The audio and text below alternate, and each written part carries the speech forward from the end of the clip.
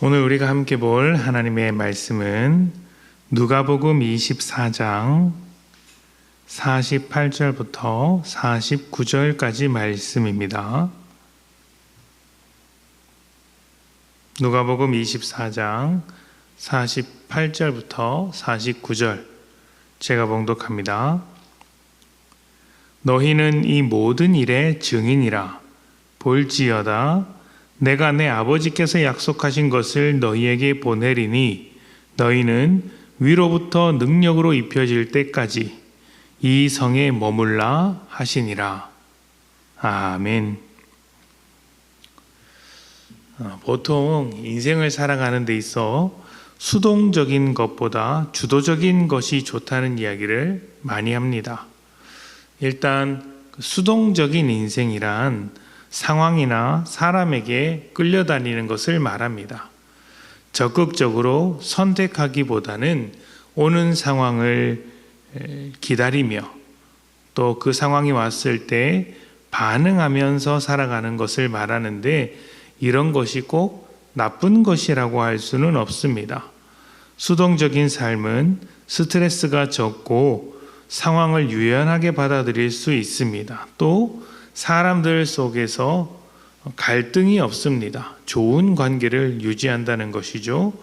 그리고 무엇보다 수동적인 사람일수록 삶에 대한 만족과 감사가 크다고 합니다. 하지만 수동적인 삶은 목표가 불분명합니다. 그리고 어떤 기회가 왔을 때 놓쳐버리는 경우가 굉장히 많고 삶에 문제가 생기면 남 탓을 하거나 상황 탓을 하는 경우가 많습니다. 내가 선택하지 않았는데 이런 문제가 생겼으니 그것은 내 잘못이 아니다. 이렇게 받아들이는 것이죠. 적극적으로 선택하기보다 주어지는 삶을 살다 보니 시간이 한참 흐른 뒤에는 내가 원하지 않았던 것을 얻게 된 것, 또 원하지 않은 삶을 살았던 것에 대해서 후회를 남기기도 합니다.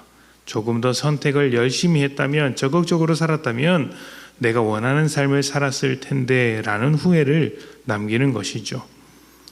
반면 적극적인 삶은 목표가 분명하고 성장과 성과를 만들어낼 수 있습니다. 스스로 결정하고 선택하기 때문에 아주 큰 만족을 가질 수도 있죠. 물론 단점도 있습니다. 과도한 스트레스와 자기 비판이 있을 수 있습니다. 그러니까 왜 이렇게 선택했을까? 왜 이런 문제가 생겼을까? 또 이런 문제가 생기진 않을까? 스트레스를 받고 실수했을 때 스스로에 대해서 실망을 하는 경우가 많더라는 것이죠. 또 주변 사람들에게 선택을 강요하는 경우도 많아서 갈등을 유발시키기도 합니다. 무엇보다 선택에 대한 실패가 굉장한 리스크로 다가오기도 하죠. 현대사회는 성과를 만들고 자아를 실현하는 것이 최고의 가치 중 하나로 여겨지기 때문에 수동적인 사람보다 적극적인 사람에게 더 좋은 평가를 내리고 있는 것은 사실입니다. 그래서 자녀들에게 가르칠 때도 주도적인 삶을 살아라, 수동적이기보다 먼저 선택하고 결정하는 그런 책임 있는 사람이 되라고 가르치는 경우가 대부분이죠. 자, 그런데 이것은 세상에서의 관점이고 오늘 현대사회를 살아가는 그리스도인에게 있어서 어떤 요구가 따를까요? 수동적인 삶을 원할까요? 아니면 주도적인 삶을 살아야 할까요? 정답은 주도적이면서도 동시에 수동적이어야 한다는 것입니다. 이런 삶은 모순 같아 보이지만 그렇지 않습니다. 우리는 세상에서 살고 있지만 세상 사람으로 살지는 않습니다. 세상 속에서 하나님의 사람으로 살아갑니다. 그래서 우리의 존재가 모순처럼 보이는 측면이 있습니다. 주도적이면서도 동시에 수동적인 것입니다. 일단 우리는 하나님께서 허락하신 자유를 책임 있게 살아내기 위해서 주도적이 되어야 합니다. 특히 세상의 요구와 흐름에 반대하며 적극적으로 싸워야 한다는 측면에서는 매우 주도적입니다. 세상에게 끌려가지 않고 하나님의 뜻을 찾아가는 것이죠. 동시에 우리는 하나님 앞에 섰을 때 한없이 수동적입니다. 자아 실현을 위해서, 자기 뜻을 위해서 주도적인 삶을 사는 것이 아니라 하나님의 인도하심 앞에 주도적인 것을 포기하고 자신을 내어드립니다. 그래서 우리는 나의 욕망보다 하나님의 소망, 하나님의 뜻을 앞세워 그 뜻을 이루어가는 것이죠. 물론 이 과정에서 우리가 원하지 않는 상황을 만날 수도 있고 피하고 싶은 순간이 찾아올 수도 있지만 하나님의 뜻이기에 묵묵히 수용합니다. 수동적인 태도이죠. 부활하신 예수님께서 제자들에게 부활의 증인이 되어 복음을 전하라고 명하셨습니다. 그렇다면 이 명령을 받은 제자들은 제일 먼저 무엇을 해야 할까요? 선교 전략을 짜고 팀을 구성하고 어디로 파송할 것인지 결정해야 할까요? 아니면 복음 전파를 위한 특별 훈련을 받아야 할까요? 그들에게 필요한 것은 무엇이었겠습니까? 예수님은 그들에게 말씀하시기를 위로부터 능력이 입혀져야 한다고 하였습니다. 이것은 곧 오실 성령님을 말하는 것이었습니다.